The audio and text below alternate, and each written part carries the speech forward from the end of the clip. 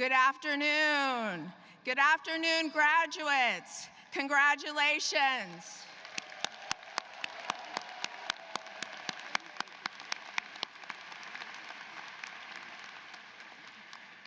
I want to recognize our graduates, our esteemed faculty, our regents, our distinguished guests, and proud families.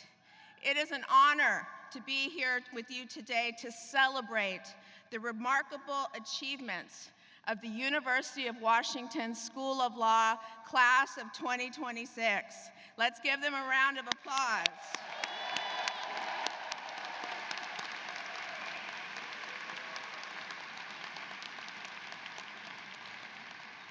Today is a day of reflection, celebration, and anticipation for the future, a future that each of you will shape through your commitment to justice and the rule of law. But before I get to my brief remarks, I'd ask all of the graduates to stand.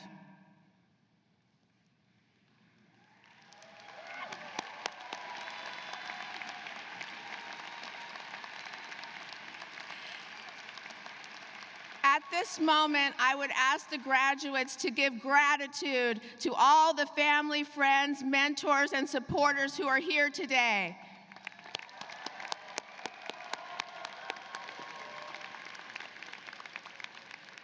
Thank you, graduates. We know that you got to this point through their love and support, and we recognize everyone here with us for this celebration. Please be seated. The theme of my brief remarks today is we are connected. There is a strength in our unity and collective engagement. I lean on the words of Martin Luther King Jr., quote, "An individual has not started living until he or she can rise above the narrow confines of his or her individualistic concerns to the broader concerns of all humanity," end quote. In other words, as part of the high calling of our profession, we are connected.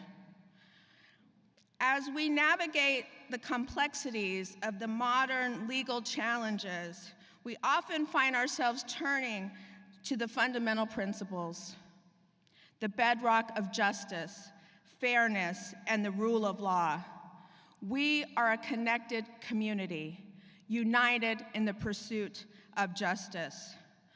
The rule of law is not just a concept, it is a commitment, a promise to uphold justice, protect rights, and ensure opportunities remain open and fair. These principles are timeless, and they guide us through the periods of uncertainty and change. Our recent convening of federal judges, civic leaders, scholars for the Neither Sword Nor Purse Symposium underscores examining the rule of law through the lens of the judiciary. Without an independent judiciary, there can be no rule of law.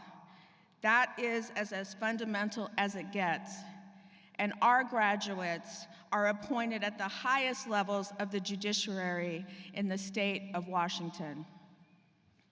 Our law students and our law graduates are also at the forefront of the rule of law work as rule of law fellows, with important contributions of research, publications, and advocacy that reaffirm that we are connected and committed to excellence by impact, the strength of our shared efforts.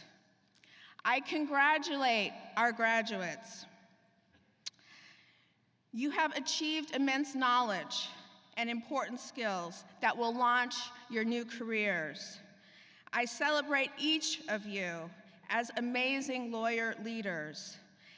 And not only is this a celebration today, but it is a call to remain connected, to remain grounded in the law and the pursuit of its reform where necessary, a call for how you will use your legal knowledge and skills to shape the future.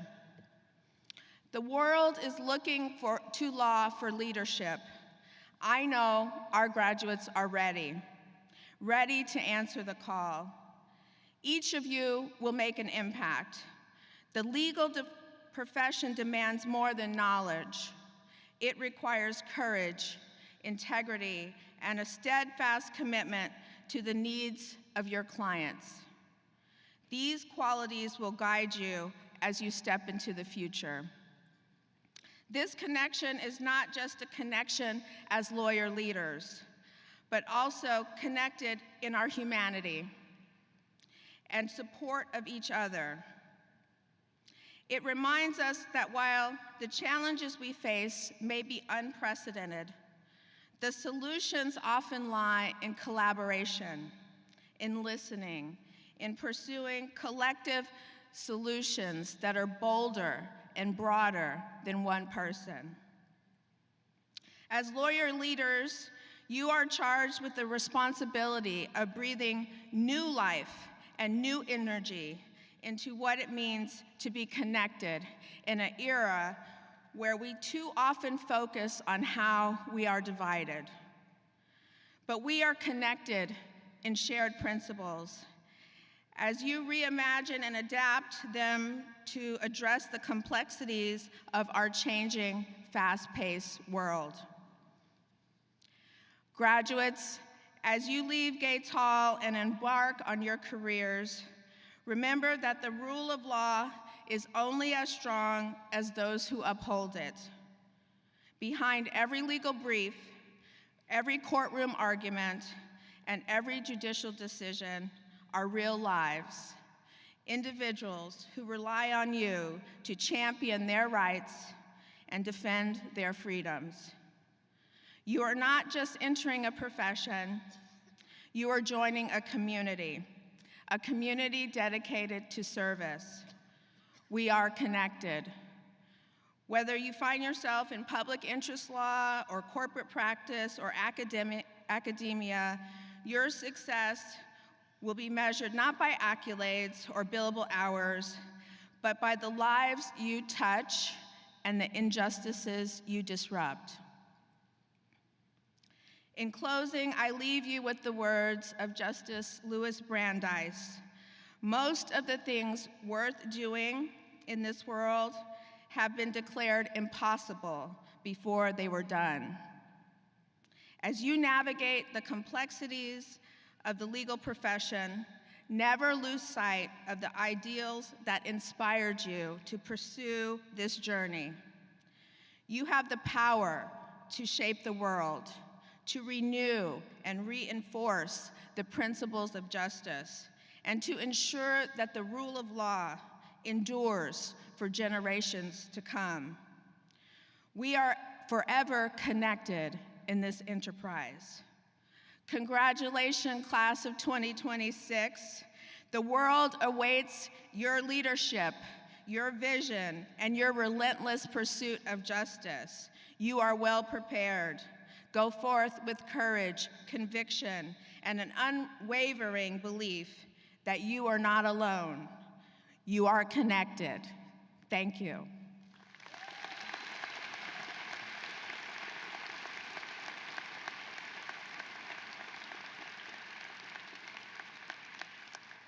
Now, it is also my privilege and honor to recognize the Dean's Medal recipients.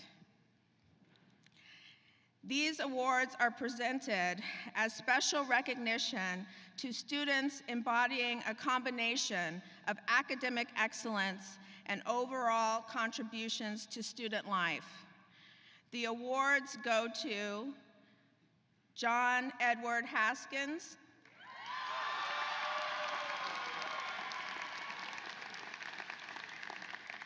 Vivian Hernandez Sambria, Paige Maxa, Ian Seabrooks, and Catherine Pedroza.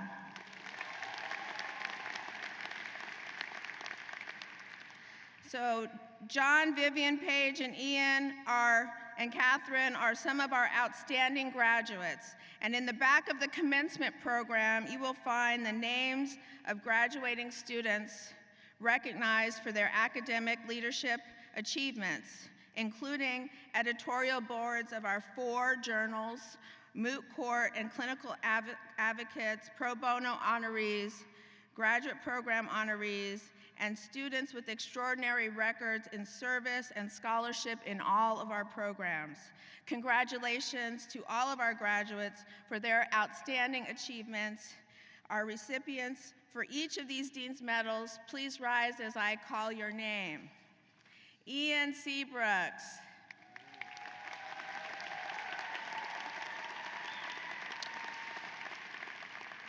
Ian's experience watching lawyers champion for their community motivated him to study law. He has served as the president of the Black Law Students Association, on the student board of the Public Interest Law Association, and the Civil Rights and Justice Clinic.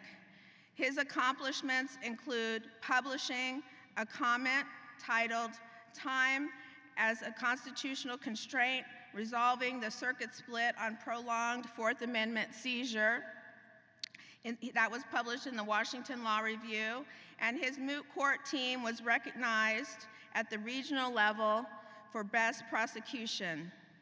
Ian has accepted a position with Perkins Coie as an associate in the firm's corporate group, working among all 3 subgroups: emerging companies and venture capital, mergers and acquisitions, and corporate governance. Ian is particularly grateful for the support from his friends and colleagues. Thank you, Ian.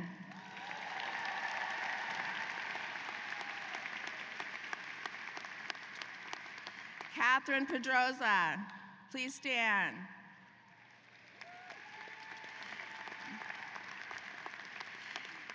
Catherine was inspired to pursue law by her mother, who funded her college education by working as a legal secretary. In her academic work, she completed a capstone research project on access to justice, technology, and immigration. She and her teammate placed second in the National ABA Law Student Tax Challenge. Catherine served low-income taxpayers through the tax clinic and volunteered with the Veterans Tax Clinic to prepare estate planning documents for veterans. After graduation, she will join Ernst & Young in San Jose, Silicon Valley, as a tax associate working on international corporations matters for global clients, primarily in the technology space. As a first-generation law student, today is a deeply meaningful milestone for Catherine and her family, and us as well. Well done, Catherine. Thank you. Congratulations. Vivian, please stand.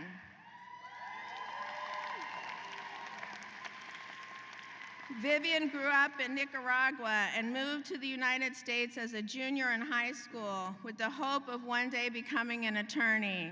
And I was privileged to meet your family yesterday, your father in particular. Vivian has been an active student leader, serving on several organizations' executive boards, including Latinx Law Student Association, Student Bar Association, and Moot Court Honor Board. In the Entrepreneurial Law Clinic, she served as the Global Business Law Fellow and a Rule 9 student attorney. Her accomplishments include an externship with Justice Raquel Montoya Lewis, one of our graduates on the Washington State Supreme Court, and earning the top grade in both her administrative law and immigration law courses. This fall, Vivian will join Miller Nash's Seattle office in their business and corporate group. She is so excited to do pro bono work, helping small minority and queer-owned businesses. Congratulations, Vivian.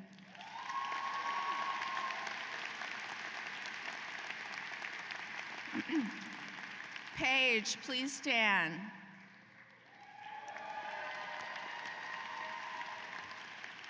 Paige was drawn to the study of law by a desire to give a voice to others and make a positive impact on her community. Her academic work included serving as a teaching fellow for civil procedure in 2024 and 2025. She also published a comment titled, quote, "By Fair Means, the Inapplicability of Bristol-Myers Squibb to FLSA collection action lawsuits," end quote, during her time with the Washington Law Review, where she served as the editor-in-chief of the Law Review. She completed an externship at the United States District Court, Western District of Washington. Following graduation, Paige will be clerking at the United States District Court for the District of Alaska in Anchorage. She has shared that she is grateful to her professors, classmates, and family for their support. Congratulations, Paige.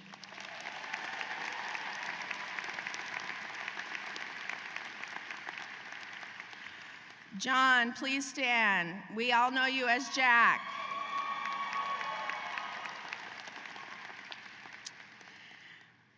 So John, officially, but Jack, how we might know you more, came to the law school with a diverse academic background, and a background in dance, philosophy, and economics. He was motivated by being of greater service to his community. During law school, Jack served as the chief managing editor of the Washington Law Review and participated in the Regulatory Environmental Law Policy Clinic. His comment titled, quote, "Getting Our House in Order, Mapping the Unconstitutional Conditions Doctrine onto Washington's inclusionary zoning policies after Schertz versus County of El Dorado," end quote, was published in the Law Review. Jack is returning to Porter Foster Roderick as an associate, working with Washington Public School Districts, advising on diverse legal questions and contract negotiations. He shared that he looks forward to making his family, friends, teachers, staff, and school proud by serving the needs of our community. We are very proud of you, Jack. Congratulations.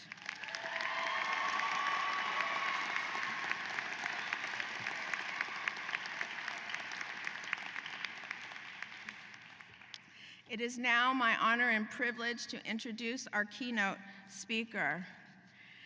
And I would like to just add, as a point of personal privilege, when I asked him, he immediately said yes. So he is very excited to be celebrating with all of our graduates today.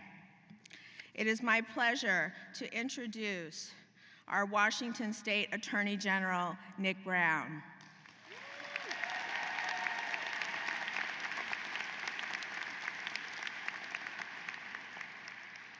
Attorney General Brown is Washington's 19th Attorney General and the state's chief legal officer. As a native of Steilacoom, he is a graduate of Morehouse College, a premier historically Black college and university, and a graduate of Harvard Law School. His career has been defined by a commitment to public service. From serving in the U.S. Army JAG Corps, where he earned a Bronze Star, to serving as lead counsel for Governor Jay Inslee, and later as the United States Attorney for the Western District of Washington. Throughout his career, Attorney General Brown has worked to uphold the rule of law, protect civil rights, promote public safety, and ensure equal justice and equal access to justice. In 2024, Washington voters elected him our Attorney General. As we celebrate the accomplishments of our graduates and their future contributions to the legal profession and public life, we are honored to welcome a leader whose career exemplifies service, integrity, and dedication to the good. Please join me in welcoming our Attorney General, Nick Brown.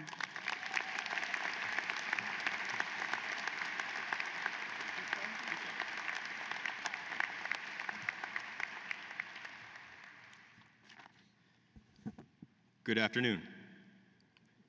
Good afternoon. You are all here to celebrate, whether you recognize it or not. Good afternoon. I want to thank Dean Lawson for the introduction. My thanks to the distinguished staff, faculty for welcoming me this afternoon.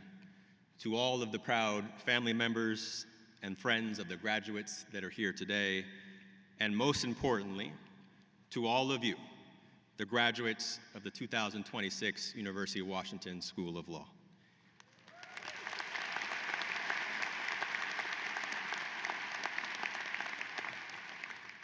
Each of you have stories of how you got here today. The sacrifices, the stress, the late nights, the money, the debt, the doubts, and maybe even some tears. Tears? For all that you have done and all that you have achieved, I am truly honored to be here to celebrate your graduation with you. It really does mean a lot to be here today with you and with your family members. Not long ago, I was in your position. Of course, by not long ago, 2002 was in fact a really long time ago. But I was in your shoes, a law student, young, excited, broke, waiting for the commencement speaker to wrap up their remarks. And even though I walked across the graduation stage that day with my peers, I actually went back to class soon thereafter, because in fact I hadn't graduated that day. I was a semester behind the rest of my colleagues because I had dropped out of my 2L year at Harvard for a reality show called Survivor.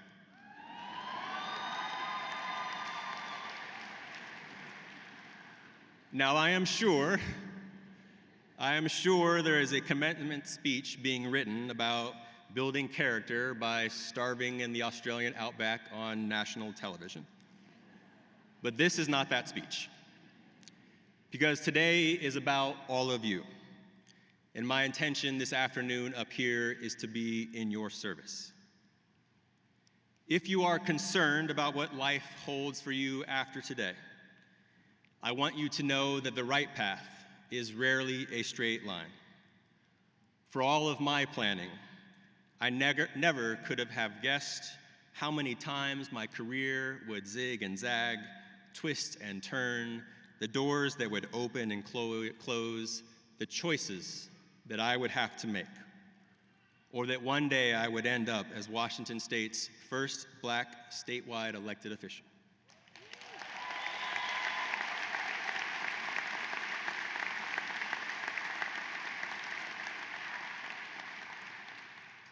And in fact, when I entered law school in 1999, I wasn't even planning to practice law. The truth is, I didn't really want to be a lawyer.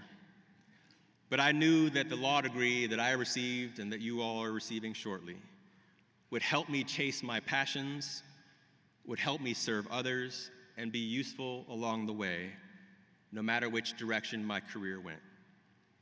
And each of us has our own motivations, the reasons that we went to law school. Sometimes those muddle our ideas of justice, of what's right or wrong. We don't always know the true north. But there is something innate, something inside of you, inside of me, inside of us, pointing us in the right direction if we open our hearts and our minds.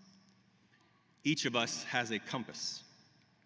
And if you listen to your conscience above all else, for all of the twists and turns of life, you will have lived well.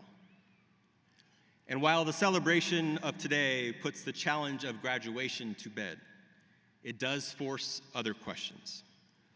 Not only about what you want to do with your life or what direction your career may head, but questions about your character, your integrity, and your heart. Questions about who you truly are. These are not questions that you will answer today. And these certainly aren't questions for ChatGPT or Harvey or Claude.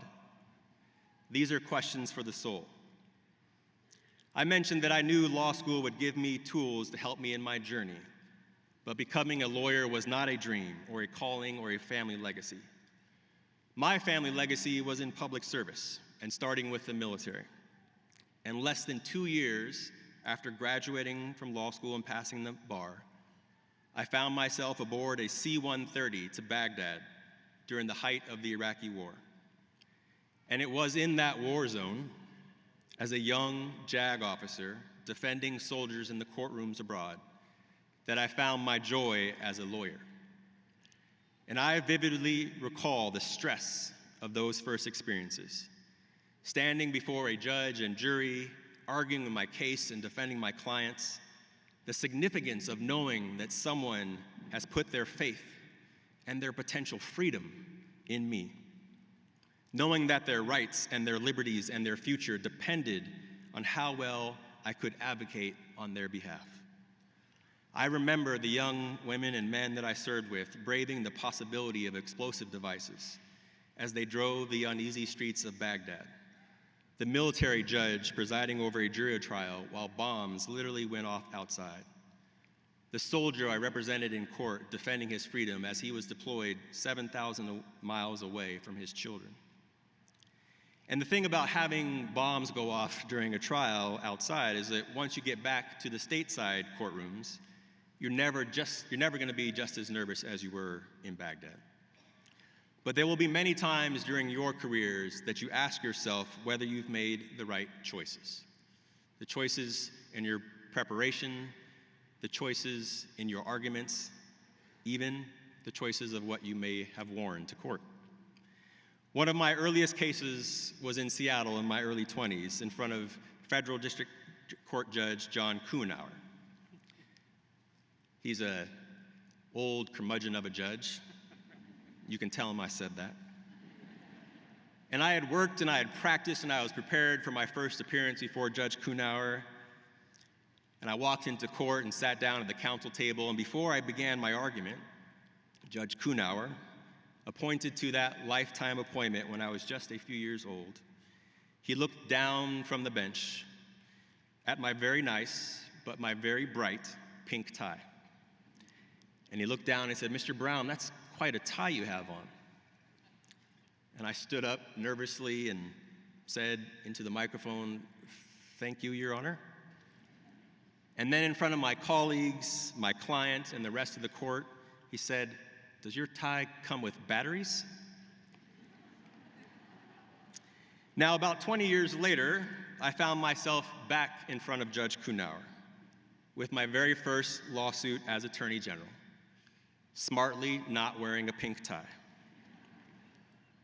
But on that day, I was there on behalf of Washington State and all of its residents, because I had sued on my 6th day in office the President of the United States for his unconstitutional executive order attempting to eliminate birthright citizenship in America.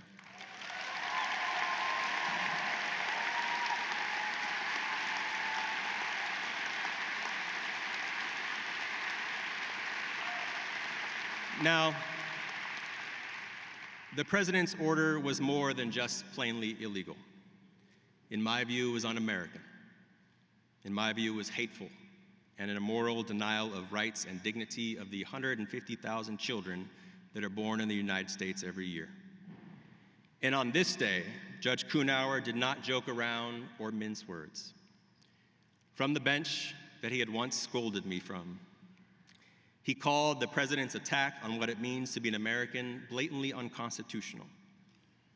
But here's the part as graduates that I want you to think about more. While issuing his ruling, he said, "The day will come when people will ask, where were the lawyers when this decision was being made?"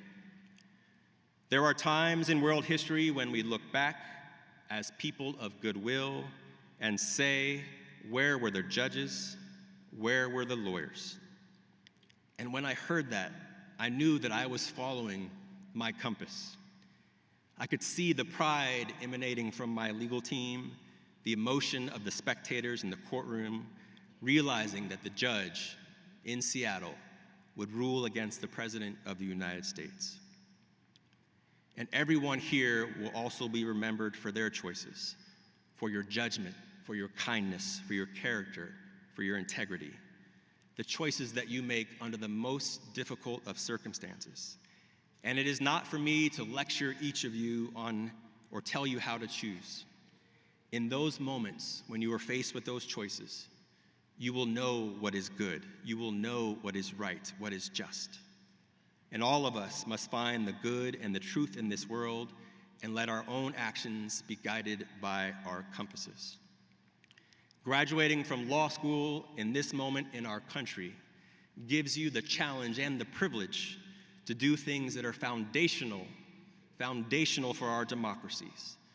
Lawyers, grounded in their training, beliefs, and integrity, and a commitment to the rule of law, can be the compass for the future of our country. The law has never been more essential than right now. Justice has never been more important or under threat. The rule of law is now threatened by a crisis of integrity, and that is filtering down from the top and through every single possible crack in our society. And in this moment, technology will not save us. It will not fix the kinds of problems that we need to solve. The institutions your parents traditionally saw as guideposts are also changing, and some are fading away. The world is being remade right now in ways that we cannot know. And none of these challenges change what is important. What makes America great is one generation after the other choosing a brighter future over a chaotic one. And while shortcuts can sound good, they can also be perilous. The incentive of being thoughtful and thorough is the same as it always has been. These things work. They are the fibers that connect us as individuals to something greater than ourselves. Integrity is your most valuable asset for colleagues, for clients, and for the judges you appear in front of, because your reputation matters in and out of court. Your decisions will impact a great number of people. Please, please let your values lead you in every step that you take. I was reminded of this importance and this moral code earlier this year when I had the opportunity to visit Selma, Alabama, to commemorate the 1965 bridge crossing on Bloody Sunday. That famous day when John Lewis and hundreds of others walked across the Edmund Pettus Bridge to fight for voting rights, economic opportunity, and justice for Black Americans specifically, but all Americans more generally. The organizers of this anniversary march put me and the other visitors at the front of the line this time. And as I started the march, I was surprised when an elderly woman came up next to me and asked to hold my arm as we walked across the bridge.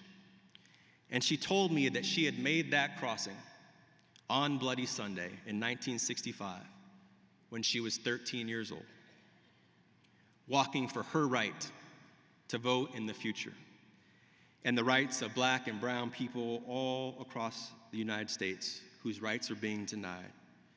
She was walking not only for herself, but for people who had not yet been born, people like me, and for generations to come. And heading up the bridge this time, I noticed that the Edmund Pettus Bridge, it is not flat. There's a crest in the middle of the bridge. You can't see what's on the other side until you get to the middle. And what I recognized this time walking across the bridge is that the marchers in 1965 knew that something was waiting for them on the other side of the bridge that they could not see. They knew that there was something waiting to stop them. They knew that their lives would be at risk. They knew that they might be assaulted and bloodied or even die. But they could not see what was waiting until they began to march. And when John Lewis and all those countless heroes on the front line of that crest, when they got to that middle of the bridge, they saw the wall of opposition and hatred and violence and racism that was facing them. They saw the officers and the billy clubs and the dogs and the tear gas ready and waiting to stop them, to deny them their equal opportunity in the United States. And what they did in that moment is truly the most important thing. What they did in that moment, when they saw what was facing them, was critical to the future of this country. Because what they did is they kept walking. They did not stop. They did not turn around. They did not cower. They did not accept the illegal and immoral structure that they were living under. They kept walking. They put their lives on the line because they all had their compasses, and they marched so America could find its compass and pass the single greatest piece of civil rights legislation since the Civil War. And in this moment in America, when there is legitimate fear and trepidation in our lives, we all need to tap into those wells of inspiration that reinforce our values, because we are lost if not for what makes us human. So please don't worry about your law degree making you look good. Instead, celebrate the opportunities your law degree gives you to be the compass in these stormy times. Thank you and congratulations.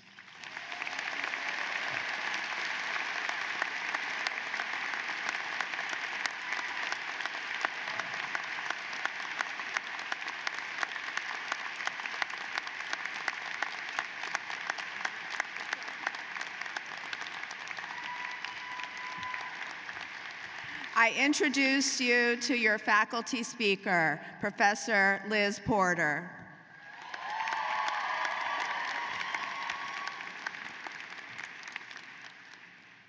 Family and friends, before I begin speaking, can I just say that in addition to the fact that your students who you're here celebrating have learned so much, they have many credentials, they have an incredible professional future, they're just also really lovely people. And it has been a deep honor to be able to get to know them over the past 3 years.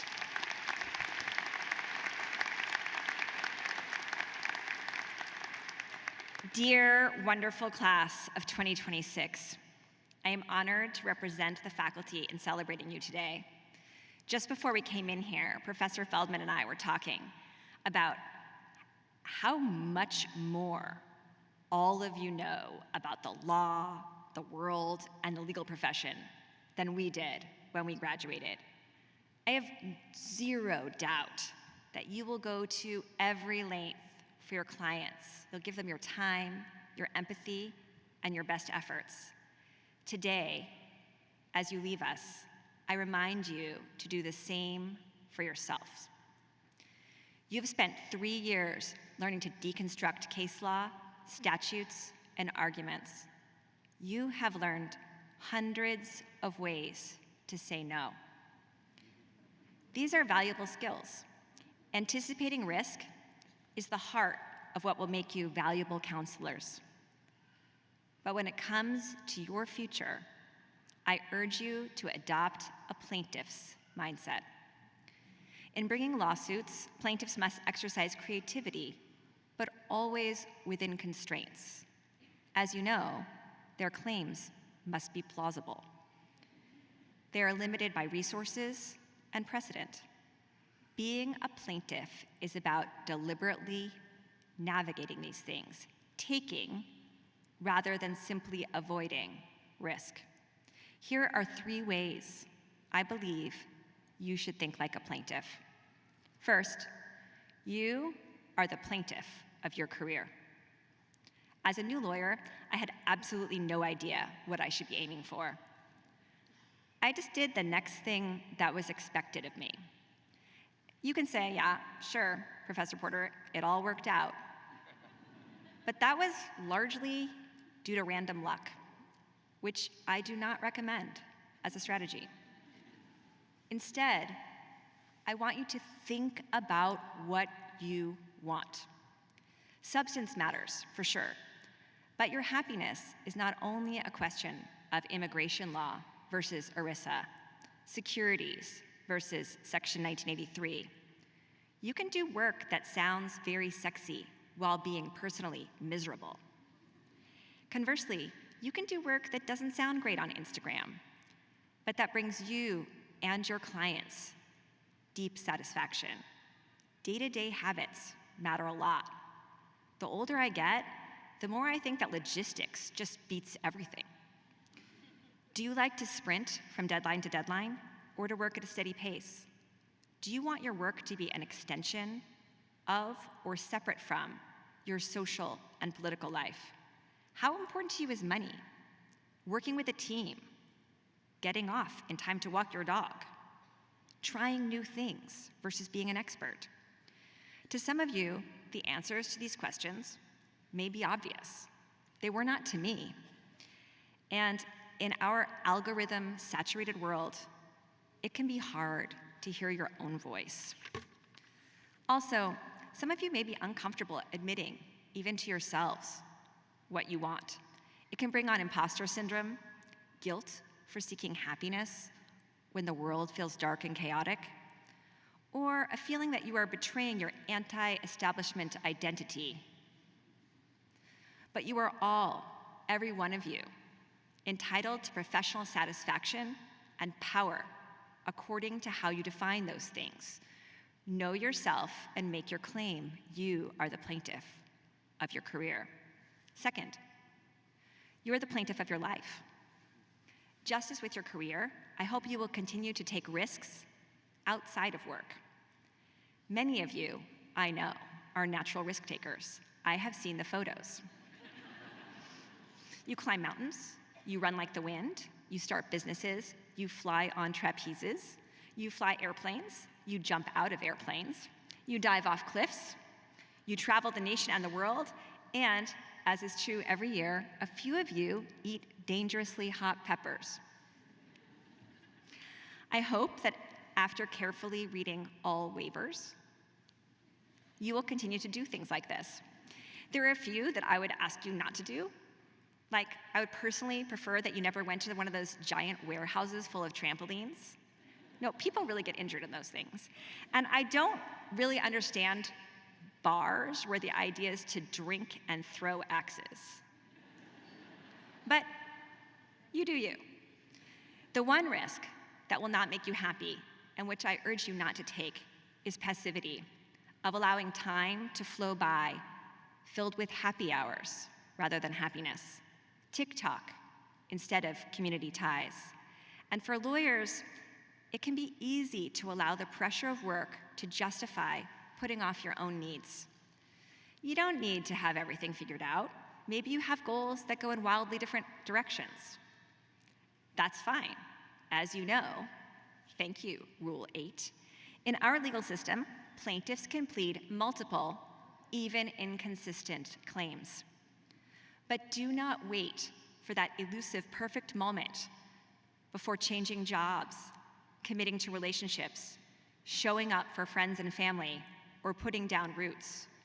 Remember the rule for compulsory counterclaims. Shout out to Rule 13. Use it or lose it. You are the plaintiff of your life.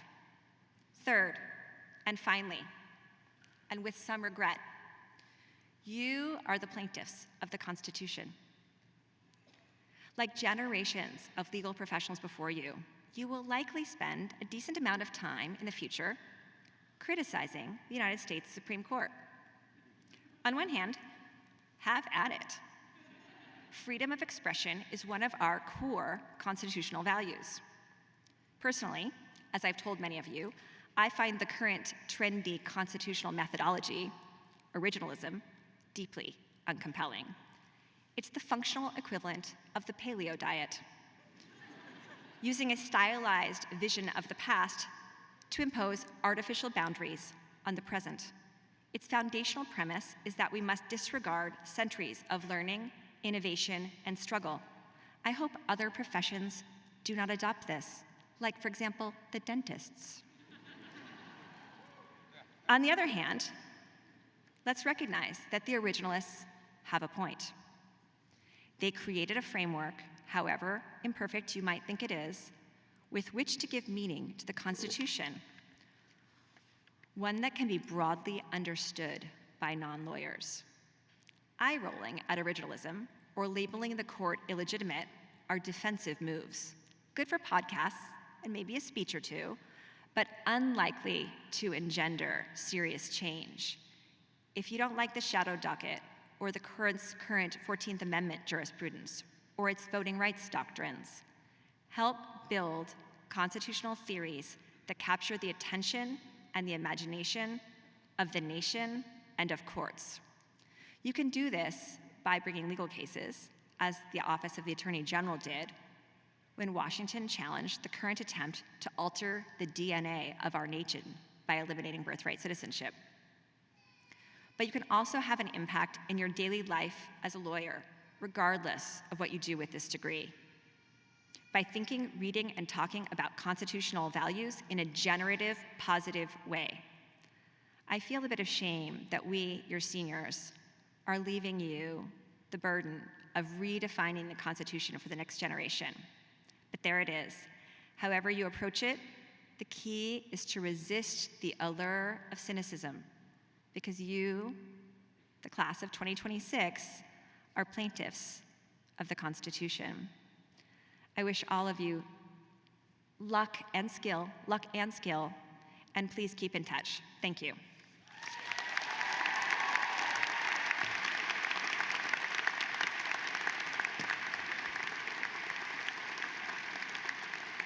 I introduce you to your JD speaker, Alessandra Vargas.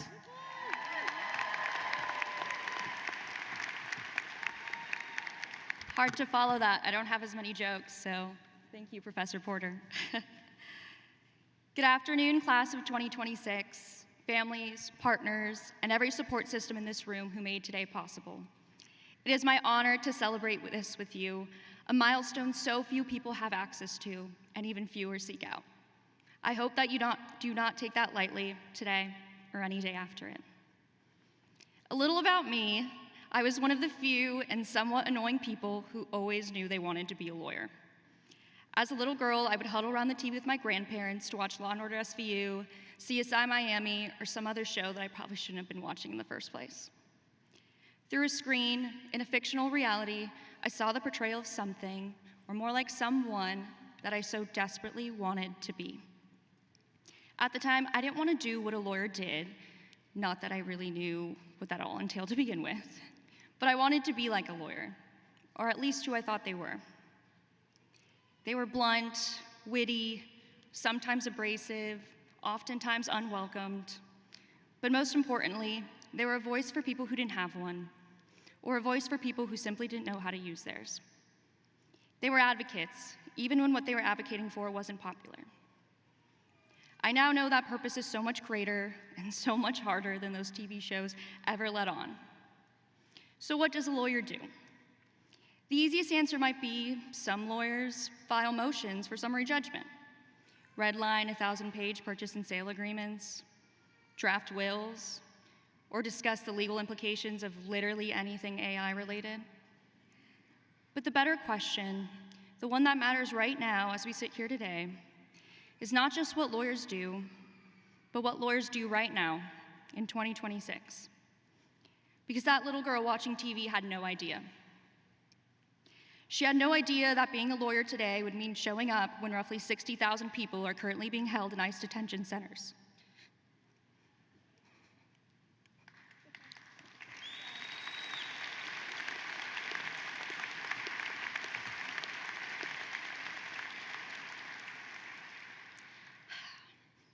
When attorneys across the country are sanctioned for using made-up citations and statements of law generated by AI.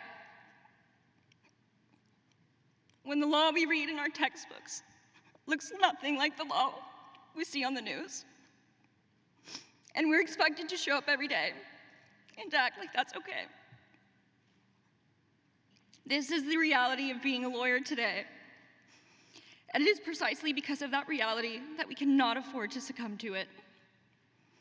We are entering a field that needs us better than the moments that defined it. And that starts with us right now in this room. Because beyond the everyday tasks of our job descriptions, lawyers do so much more. And sometimes the circumstances demand even more than that. We are by principle public servants, regardless of whether our work is in the courtroom or boardrooms, whether our clients are appointed or private entities. Our duty is to safeguard the public interest over our own. As lawyers, we can't make value judgments on our clients, but we can and must make them about the system we have chosen to represent. None of these principles change or waver at the turning of an administration. But I have confidence in this class, the class of 2026, because even when the rule of law felt uncertain, insufficient, or under attack, we all showed up. We showed up for our education, for one another, and for the communities we serve. And that is not a small thing. That matters, and that's worth being proud of. Of course, we could not have done this alone. To our families, partners, and support systems, thank you for staying by our sides, especially on the days that we were not easy to be around. To all the texts we forgot to reply to or simply didn't have the capacity to read, we are sorry. And we'll get back to you after July 29th. To all the caffeine we consumed, I really hope you don't have any long-term consequences on our bodies.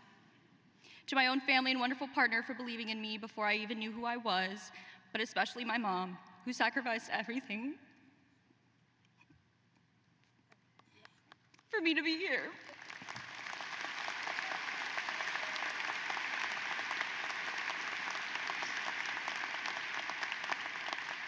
And who did it alone. And to myself and some of my besties in the crowd for soon joining the less than 3% of Latina lawyers in this country, for becoming hopefully exactly the lawyer we dreamed of. But this moment also belongs to the people who are not in this room, to the over 75,000 men, women, and children who've died in the ongoing genocide in Palestine.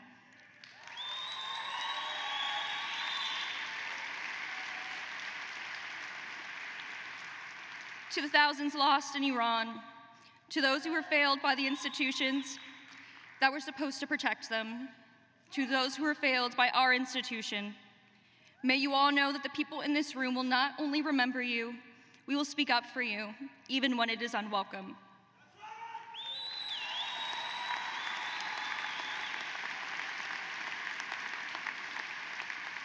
That is the lawyer this moment in this time is asking us to be. So I want to leave you with this, and I won't cry again. Somewhere out there, a little girl is huddled around a screen, watching the law play out. Not on a fictional TV show, but on the news, in her community, or because she's living it. How do you want her to see us? Be that lawyer for her. Thank you, and congratulations again, class of 2026.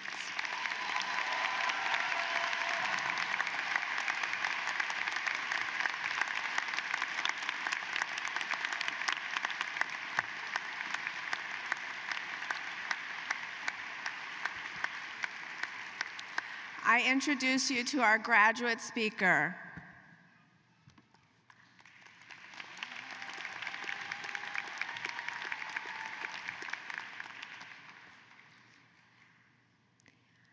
When the Nextion camera made in Shenzhen travels across the Pacific Ocean and finally reaches a traveler in New York, capturing the beautiful view of Olympic National Park in Seattle. Behind this 13,000-kilometer journey are many legal documents and lawyers working together across different time zones. This includes DDP New York terms in purchase order, an inspection period under the CISG, shipping insurance through UPS Saver, letter of credit requirements for key trade documents, delivery documents under the UCC, and dispute resolution under the New York Convention. This is not just a movement of goods, but a reflection of global legal rules and business cooperation. Why are we here? Some come to achieve their dreams of becoming lawyers. Some want to grow in their legal careers. Some hope to gain legal knowledge to protect themselves and their families. I chose UW Law School because I was most interested in the global business law program. As lawyers, we support global business and help connect different parts of the world. From the day I arrived at University of Washington, I have been proud to be a student here. Everything feels full of energy. On this beautiful campus, I use my camera to record many special moments. My posts and videos were loved by people in China. We watched the Milky Way at Mount Rainier. We saw pink sunsets on the Seattle Ferry. We celebrated together near the Space Needle. We studied in the law library. And we had inspiring discussions with our professors, like Professor Nong Page and Professor Zhang. These memories will stay with me forever. They give me strength to move forward. Here, I meet lawyers and legal professionals from all over the world, and we build strong friendships. No matter where we come from, we share the same belief in justice. We share the same hope for global development. And we use law to support fairness and order. Whether in China, the United States, or anywhere else, we are connected. We are not in opposition. We are in cooperation. First, thanks my parents for coming all the way from China for the first time. It means so much to have them here today. I also thank my cousin, who gave me the opportunity to see a bigger world. I would like to recognize my classmate, Chen Ziyi, for her dedication as a student representative, and Huang Dongzhenyu for her passion for public service and helping others.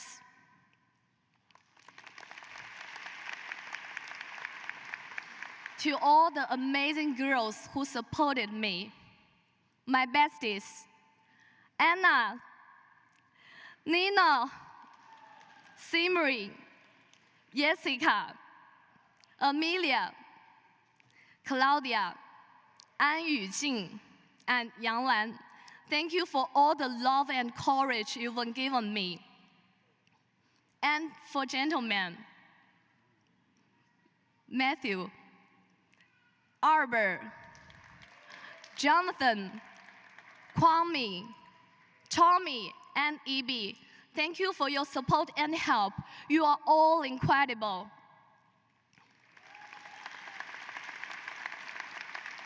I don't want to say goodbye because I believe this is not the end. We will stay connected and we will meet again on the bigger stage. I love University of Washington. I love Seattle. I love everything here. And to all of you, welcome to China. Welcome to Shenzhen.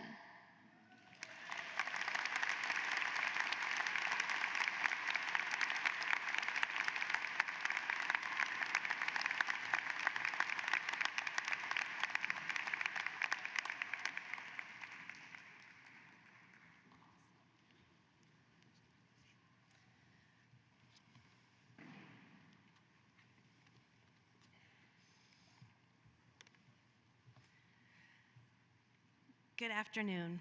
My name is Anna Bosch, and I'm an Associate Teaching Professor and Faculty Director of the PhD in Law program. We will now recognize candidates for the degrees offered by the University of Washington School of Law. Dean Lawson, I am pleased to announce that there are 3 PhD recipients in the class of 2026. The Doctor of Philosophy degree is the highest degree awarded by the university. We offer special recognition in the program to the individuals who successfully completed their doctoral degree this academic year. Margaret, 2.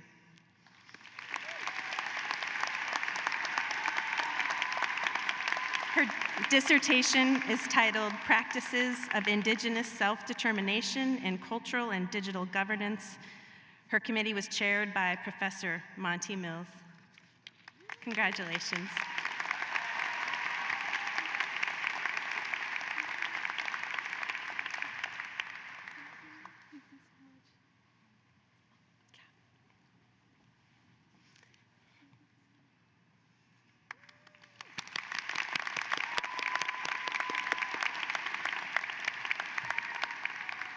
We have 2 additional graduates who are unfortunately unable to attend the ceremony today. They are Bendar Al-Sali for his dissertation titled Alternative Dispute Resolution in Public-Private Partnership Contracts in Saudi Arabia, Historical Context and Contemporary Developments, with a committee chaired by Professor Hugh Spitzer. If you're watching. And we also have Sultan Al-Shamari for his dissertation titled The Impact of the Codification of the Saudi Evidence Law on the Treatment of Digital Evidence in Saudi Courts. His committee was chaired by Professor Scott Schumacher. Congratulations, Sultan.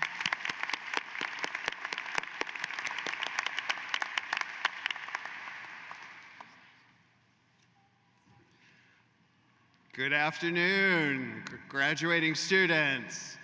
I am Terry Price. I'm an associate teaching professor, and I am the Associate Dean of Students here at the University of Washington School of Law. Along with my colleagues, Jana Matthews and Professor Monty Mills, we are pleased to read the names of our graduating JD students.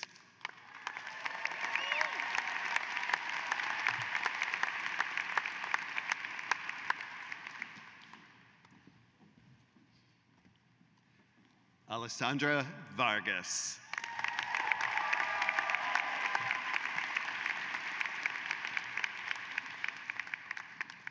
Lauren Apolina Chivers.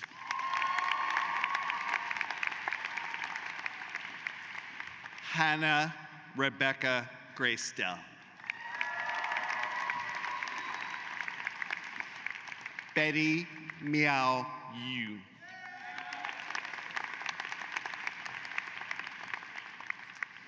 Isha Jan.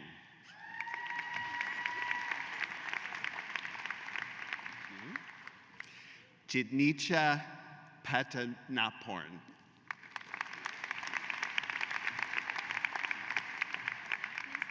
Yes.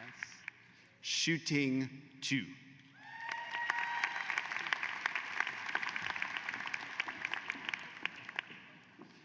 Madison Bruner.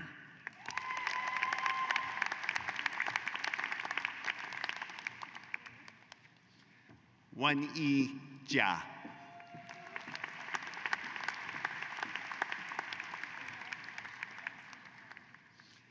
Jeffrey Hayden.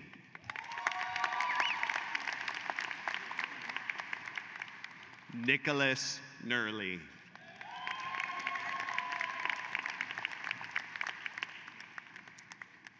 Eliza Holly Grant.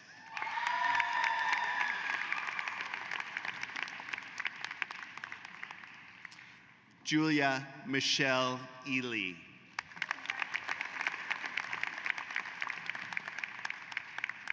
Tessa Sawyer. Kimberly Roop.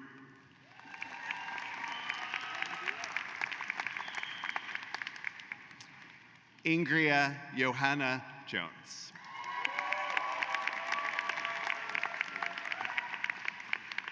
Dum Chi Choi.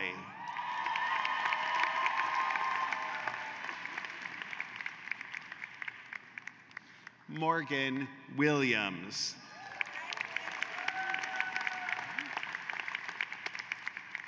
Lauren Luann Carlson.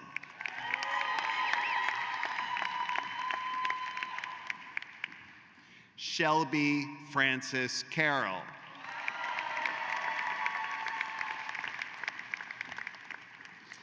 Ella Kosher.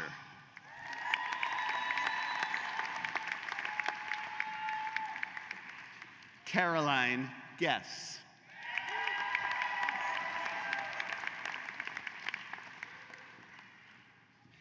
Ian Seabrooks.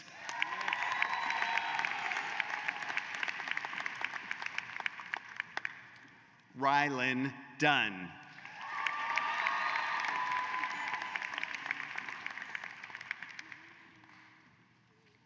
Sharita Rains.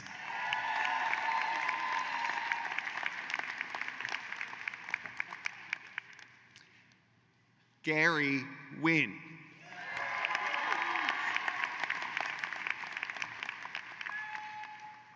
Ben Milstein.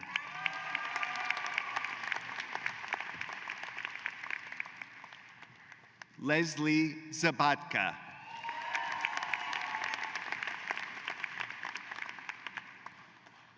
Omar Sethi.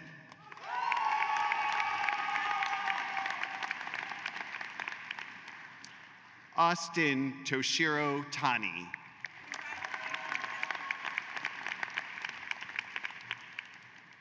Kokoro Terukina.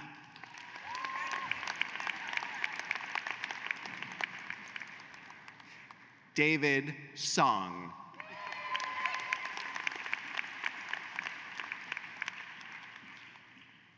Tong Chun.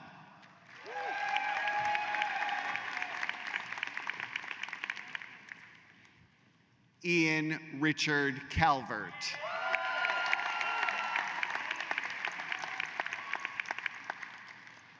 William Kronblatt.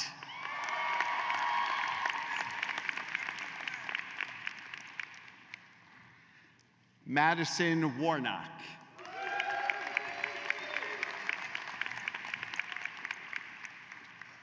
Julia Mitch.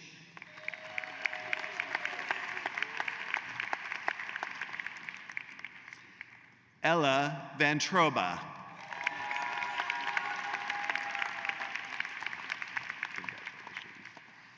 Jacob Lockhart.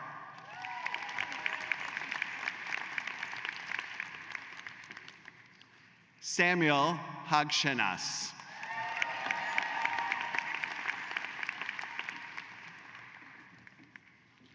Wyatt Hill.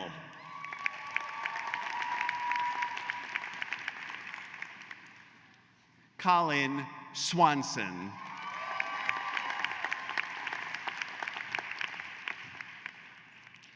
Tegan Raffenbuhl.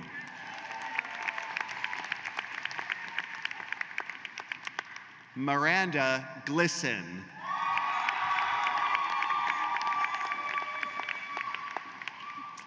Kaylin Dahlin.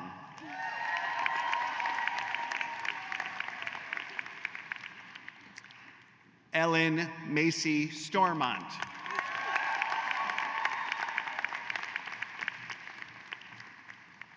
Victoria Everson.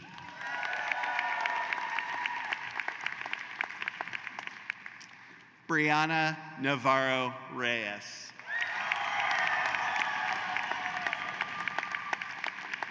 Congratulations. Collier Sibley Stewart Walston.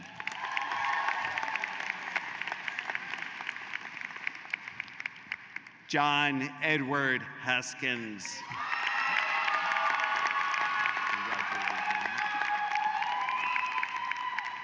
Paige Maxa.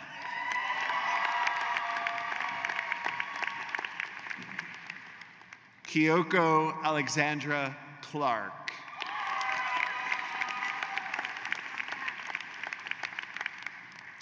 Nicole Rayanne Garza.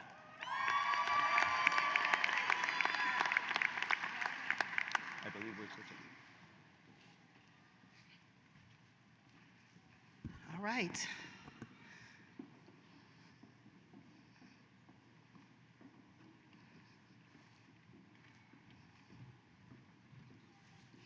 Emma Renee Morse.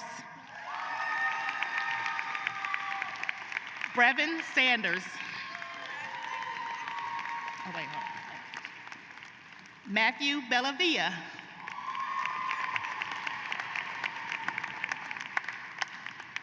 Dustin P. Lennon Jones. Jonah Hazley.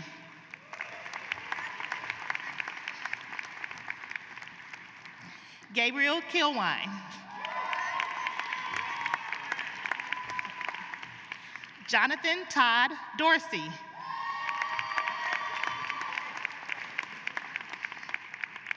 Catherine Ann Laurie. Meredith Nelson. Alyssa Nicole Gilbert.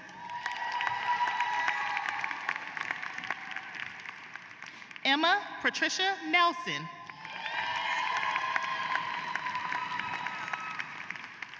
Avery E. Tunstill. Zachary Kogut.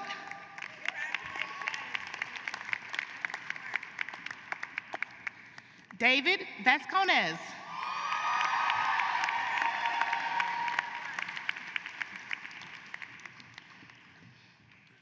Jasmine Balti.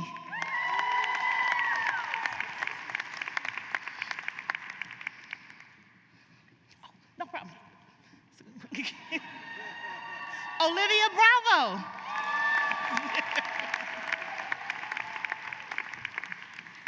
Claire Mullen.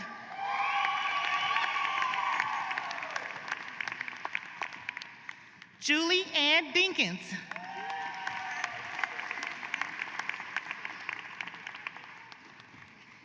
Ilanka Slabu.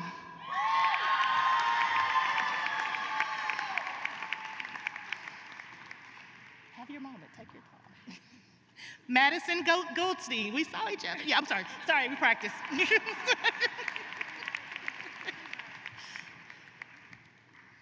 Jay Suhan.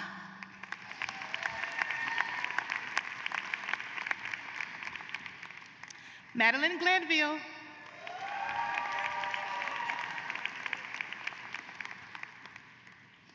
Hunter Redmond.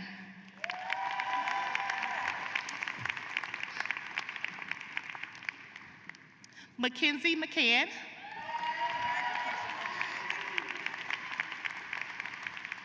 Tavis Andre McLean.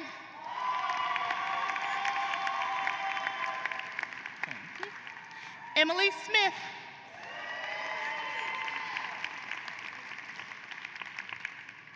Alyssa Nicole Blackstone.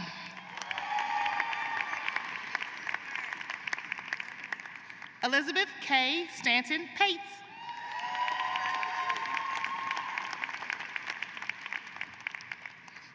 Grace Mosby. Oh, I was reading all the little notes. Asta Wiley.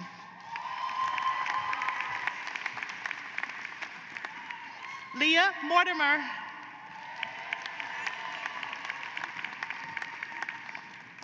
Carl Vincent Pratt III. Alex Hoken. Yes, we made it. Allison Chin.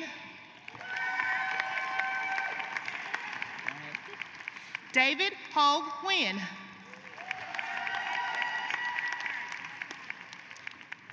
Wait a minute. Okay, Patrick Mahoney.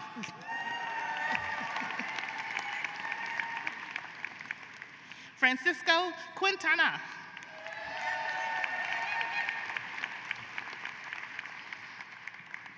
Matthew Livshans.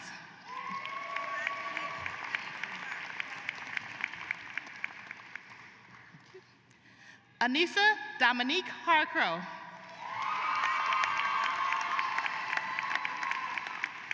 Joseph Alejandro Valascar, sorry.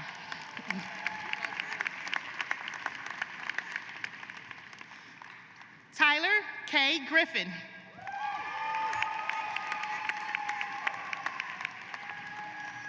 you. Madeline Cochran.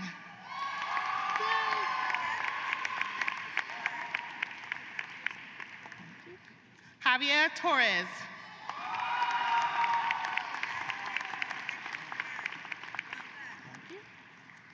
Wolf Chivers. Yes. It's the whole speech. Thank you. Jasneet Sandhu.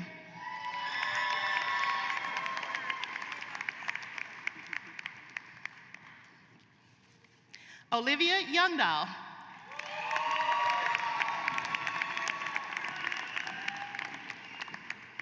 Eric Lopez.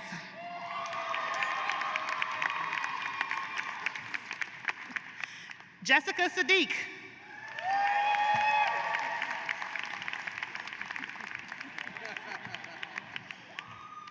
The Lincoln Sherwood.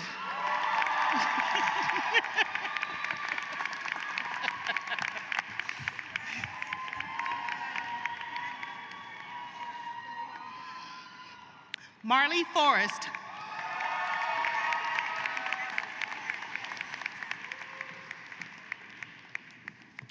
Alina Saeed.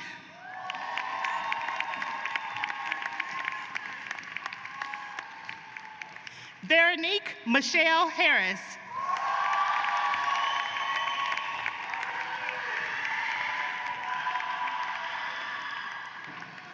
Sue Han.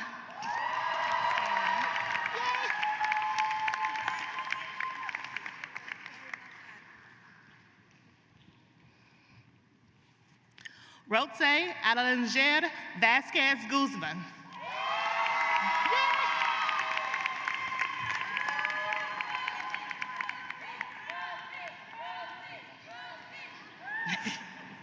Elaine Hernandez Flores.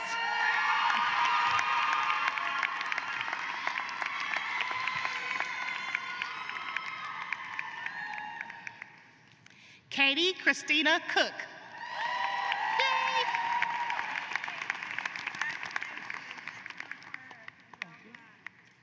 Sanjita Bhattacharya.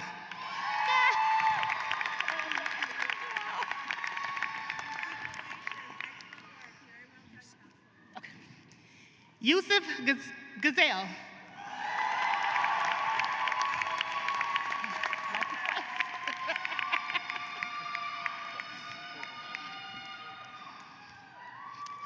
Natasha Anise.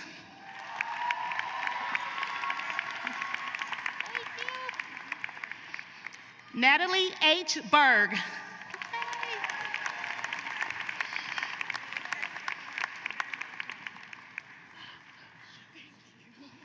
Ruby Grossman.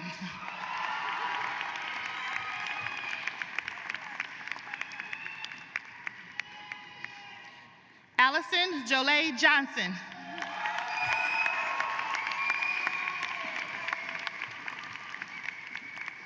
Lauren R. Block.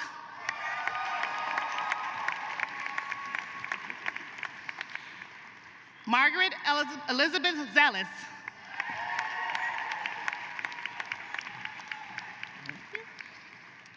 Davina Sky Stone.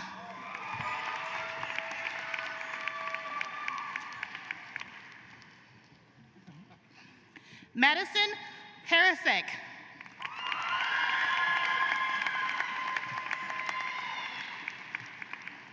We'll make it work. Lucille Pulfer. Oh.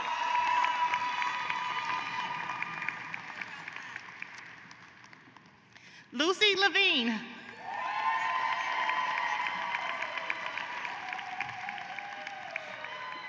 Ann Kendall Peterson.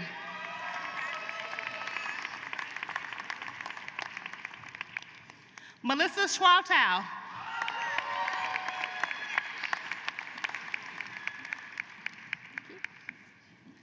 Alina Ray Sharp.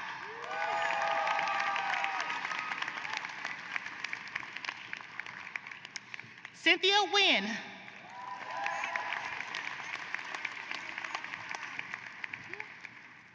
Akdar Awad Mate.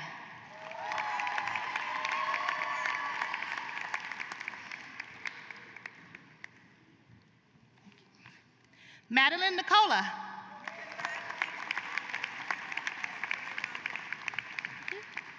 Audrey Coach Each Wheelock.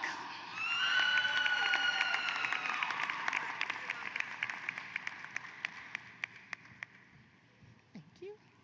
Eureka Inomi.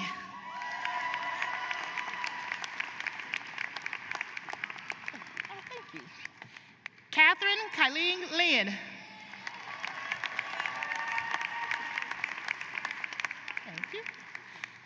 Edward Michael Volushin.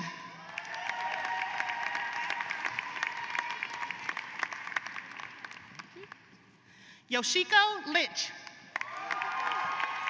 Oh, no, you want it back? Thank you. Adam Zachariah. Thank you. Crystal Lynn Adrasi. Devin Armand Dule. Thank you. Navar Ball.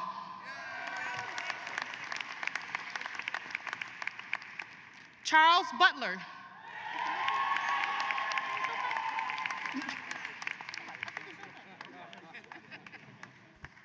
Good afternoon, I'm Monty Mills, Professor and Director of the Native American Law Center. Congratulations, graduates.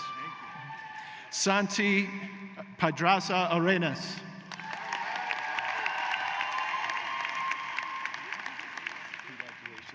Srinadan Ramachandran. Congrats. Luis Martos. Anna Bechlian.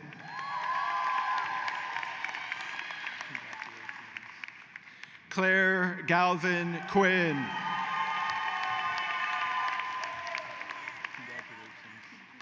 Amber Sunset.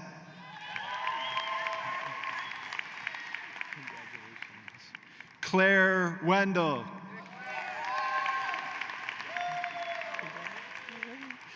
Lindsay Vickers. Julia M. Hobbs.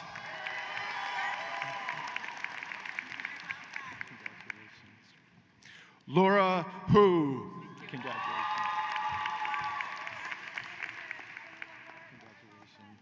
Naomi Mendez Andrade.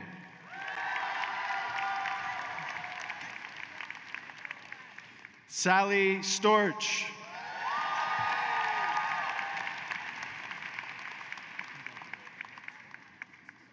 Sarah Janae Collins Boggins.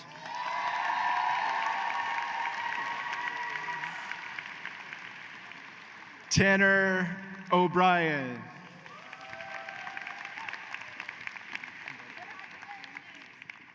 Esha Kerr.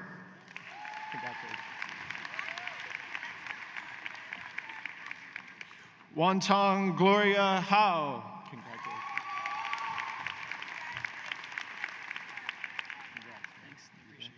Robert Mon.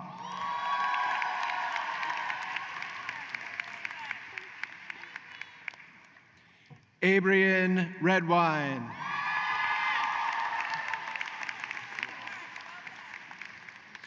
Claire Jaimo.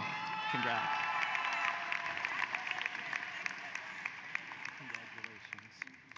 Selena Liu.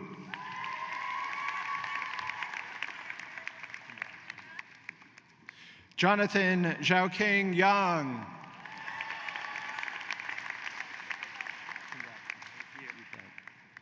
Eric Chung.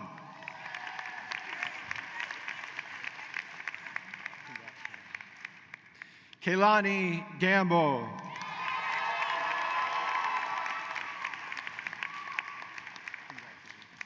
Well deserved. Vivian Hernandez Sanabria.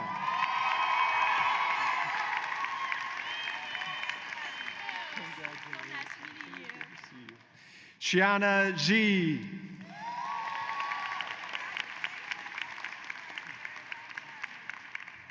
Seong Mi Amy An.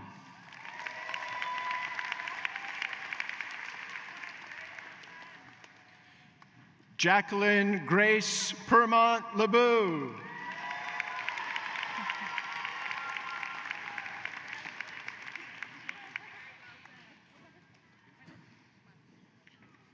Margarita Smogana.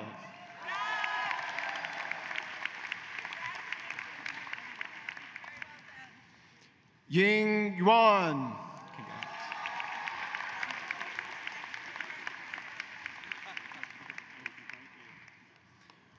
Woody Fuller.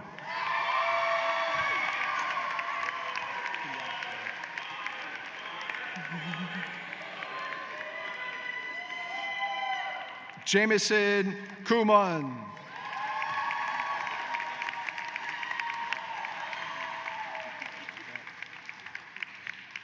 Nicholas Ransom.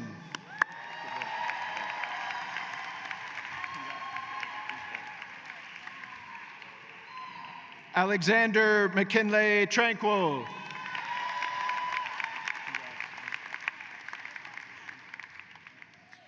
Charles Carroll Heron III.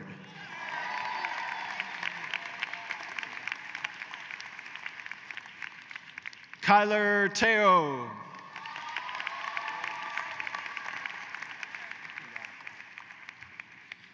Eli Cooper West.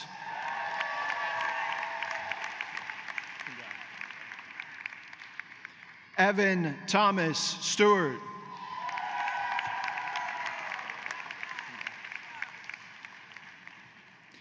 Peter Yegnich. Congrats.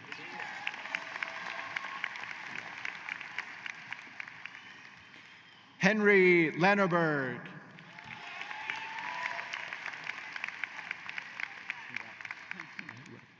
Colin Babacan.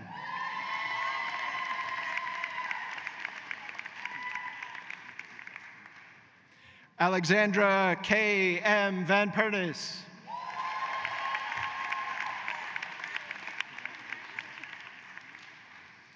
Andrea Lucine von Hartman.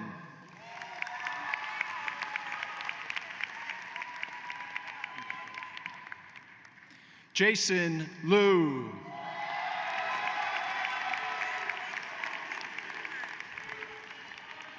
That concludes our Juris Doctor graduates. Please give them all a hand.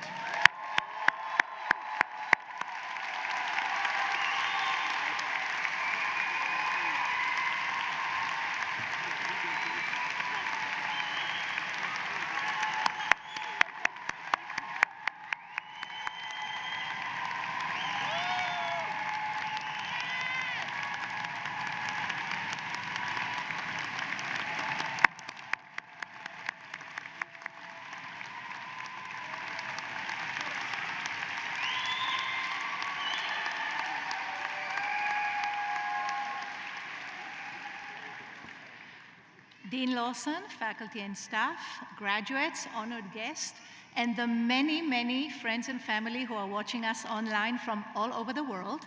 I'm Dana Wright-Grodsky. I'm the faculty director for the General Law LLM.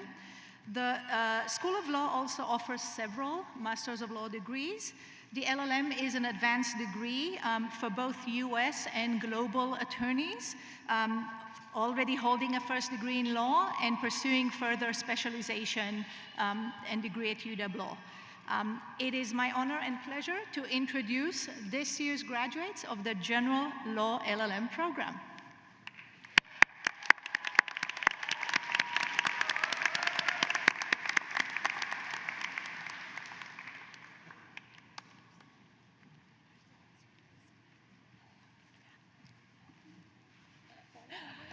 Renata Akalin.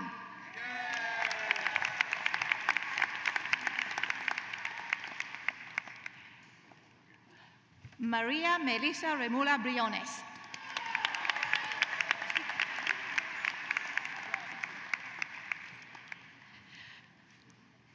Dilbirin Ajar.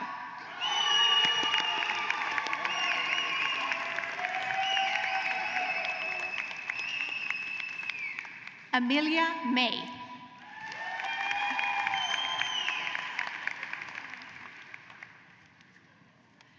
Ravil Sharafuddinov.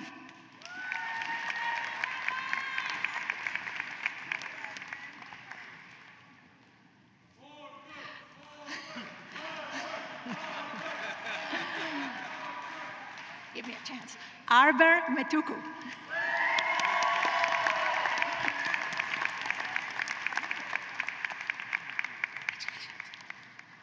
Adam Rafat Rashwan.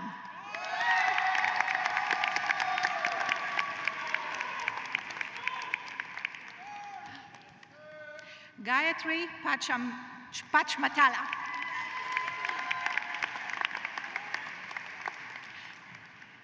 Deepshika.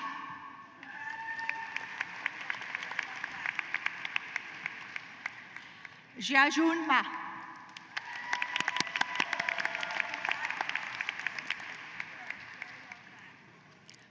Dongjianyu Wang.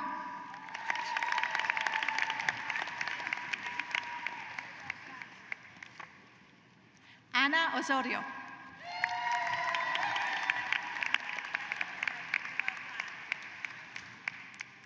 Chelsea McBride.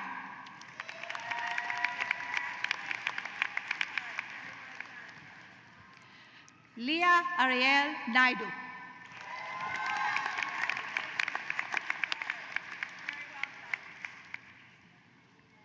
Minju Yu.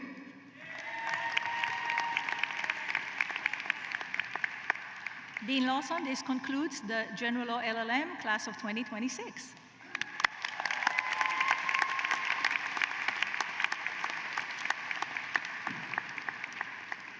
Good afternoon. My name is Scott Schumacher, and I'm Director of the Global Business Law LLM and the Tax LLM programs. Dean Lawson, I am pleased to present the graduates of the Masters of Law in Global Business Law.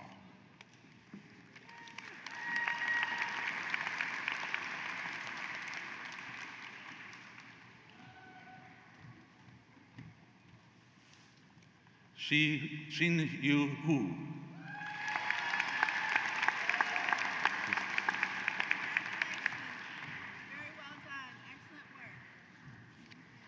Roman Fernand Dard.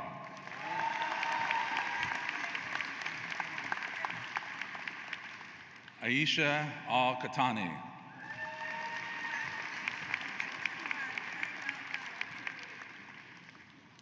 Kiran Mulapudi.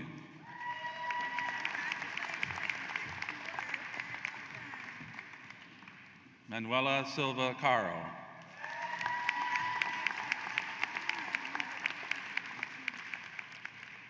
Dean Lawson, that concludes the Global Business Law.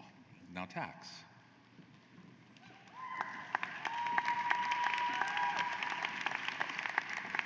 Dean Lawson, I'm pleased to present the graduates of Masters of Laws in Taxation.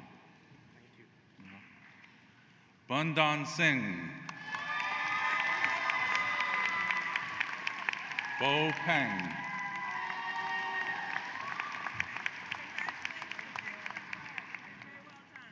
Marisa Gonzalez.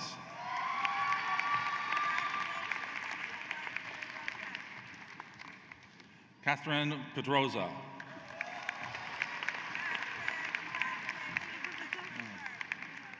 Monica Simona Corchis.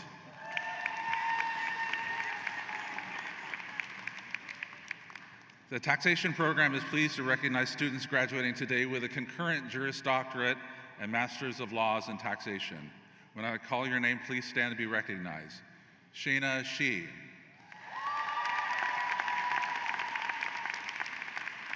Austin Toshiro Tan. Thank you.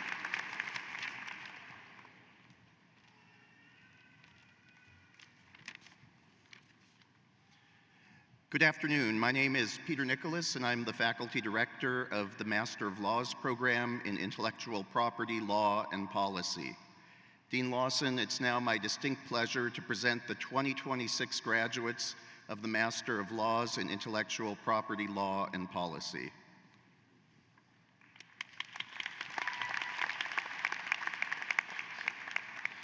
Tehani Manesha Siriwardana.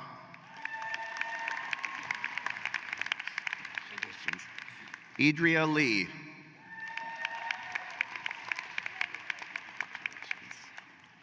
Lichi C.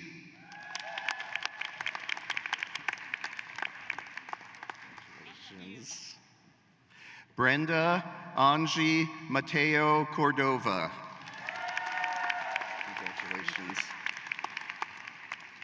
Petru Nikita.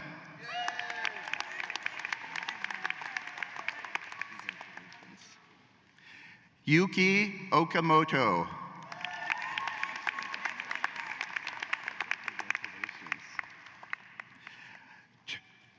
Toshiyuki Morioka.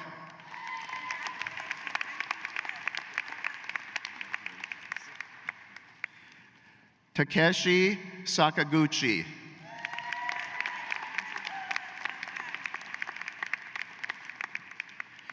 The Intellectual Property Law and Policy program is pleased to recognize a student graduating today with a concurrent Juris Doctorate and Master of Laws in Intellectual Property Law and Policy. When I call your name, please stand and be recognized. William Kronblatt.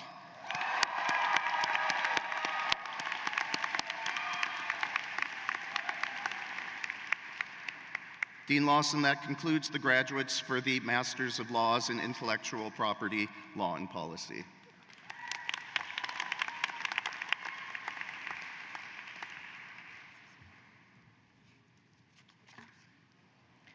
Dean Lawson,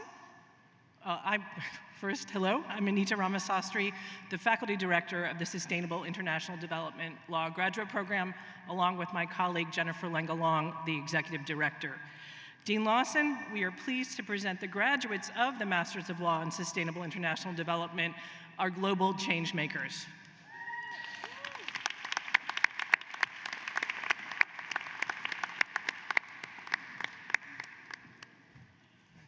We have Kwame Ba from Ghana. Congratulations. Claudia Caceres Carizaliega. Peru, Paraguay. Mary May Abelon Lipasan from Philippines. Thank you.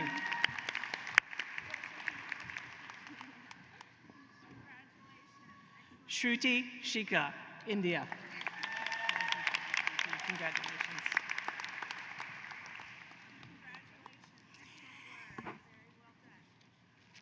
Jessica Reyna from Colombia.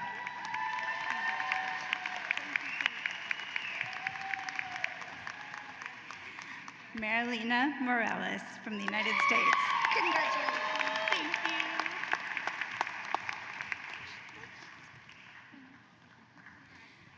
Jonathan Joe from the Philippines.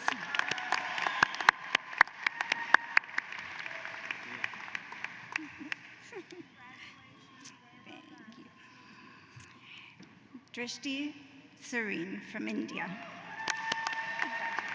Thank you.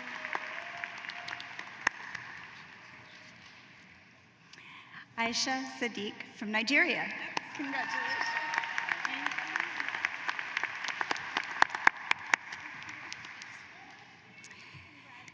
Nino Terminense from Georgia.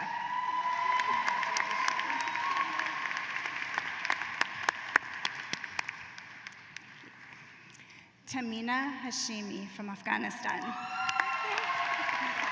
Thank you. Thank you so much.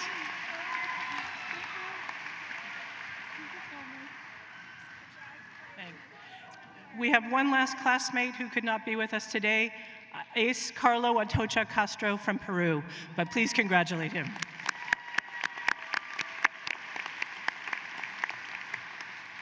Dean Lawson, this concludes the presentation of the graduates of the Masters of Law in Sustainable International Development. Thank you.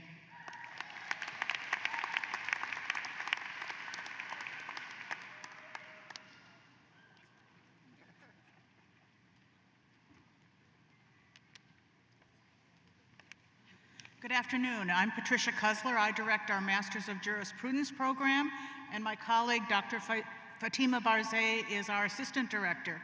And today we have the honor of presenting the diplomas to our Masters of Jurisprudence students.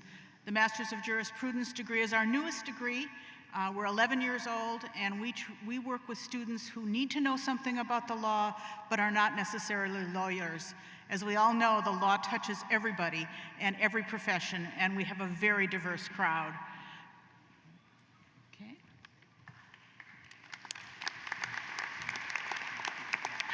Tommy Johnson.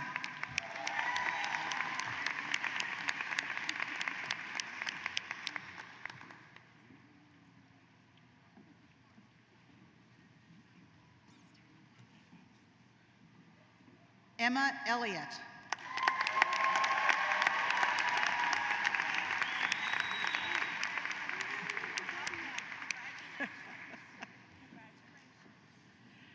Christina Maggio.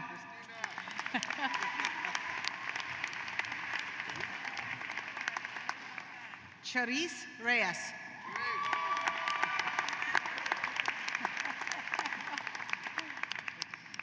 Selvi Chennai.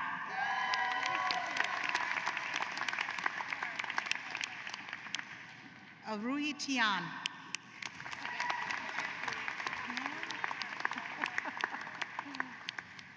Lainey Yang.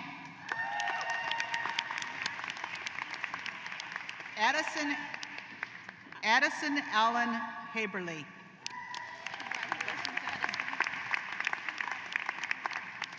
Olga Kozarezova.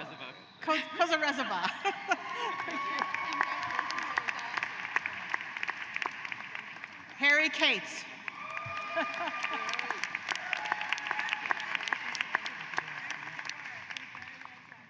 Ziyi Chen.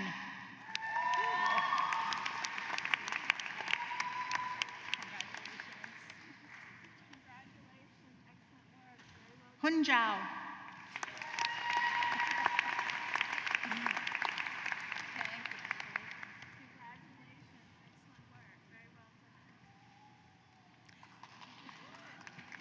Megan Sarah Lagalude.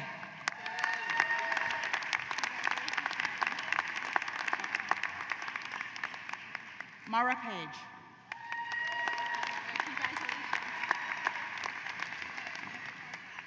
Leon Fagelson.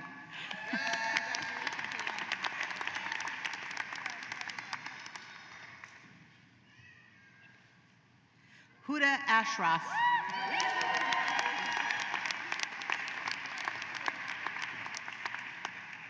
Tia Barnes.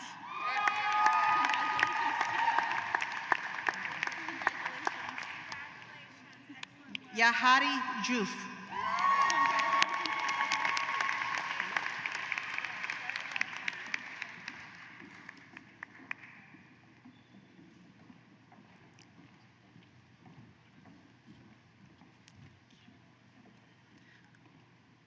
Wangechi Karaoke.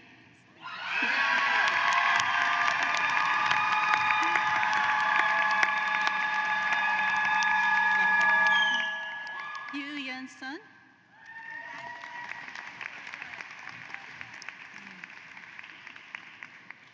Gi Ju-gu.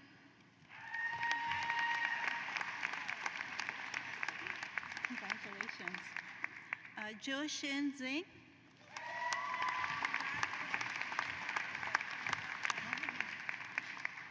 Gemma Lin.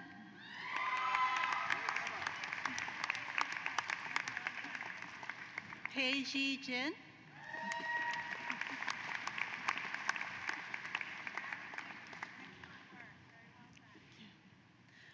Wen Shen Zhao.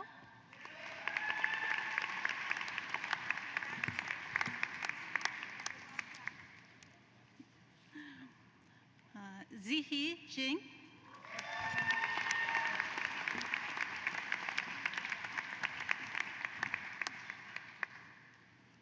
Qi Zhang.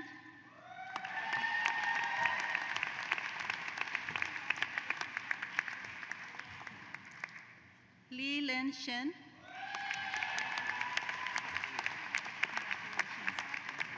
Thank you.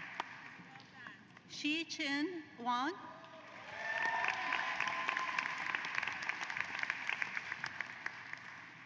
Tian Lang Chen.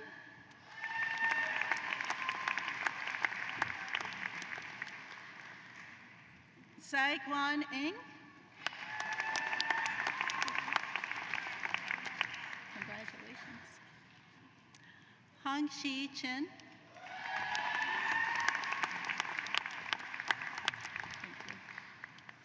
Jing Han Dong.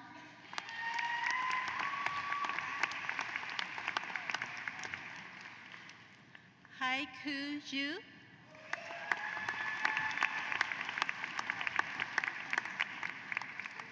Ji Yen Liu.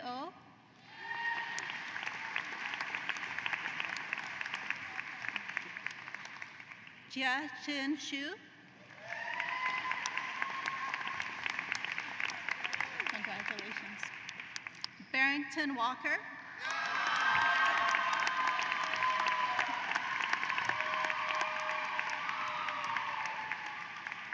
Tommy Brandenburg.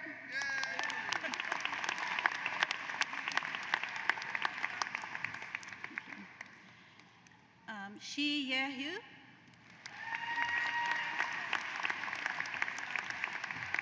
Thank you. Lan Zhen Yang.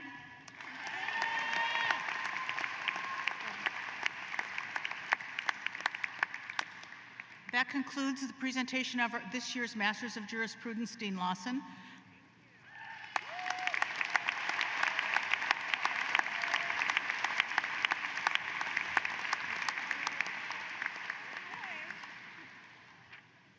Class of 2026, you did it.